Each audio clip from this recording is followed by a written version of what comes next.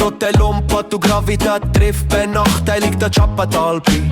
Du dichtiges Versagen in die Luftpumpe, du rhetorisch inkontinenter Laferlappi. Du schräggewichster Halbschuhe, du evolutionär vernachlässigter Restposta. Du terminierte Kreuzfeld Jakob Kuh, du dreimal extra umgefahrener Schneepfosten. Oh fick dich doch, oh fick dich doch, oh fick dich doch ins Knü. Oh verpiss dich doch aus meinem Film, oh komm vorbei wie ein Déjà-vu.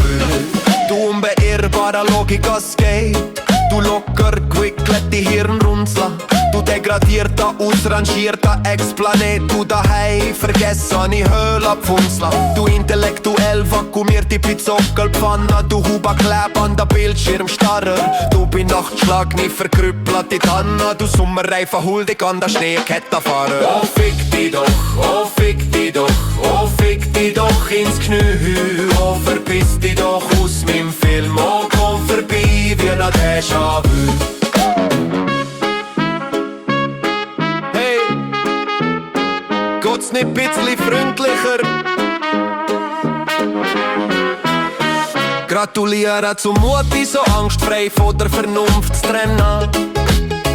Deiner Fähigkeit, sich von keiner Tatsache verunsichern zu lassen. Dein aufrechter Gang muss man als Wunder anerkennen.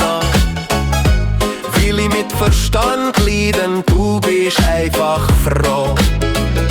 Ich schätze deine Art so herrlich unbeschwert.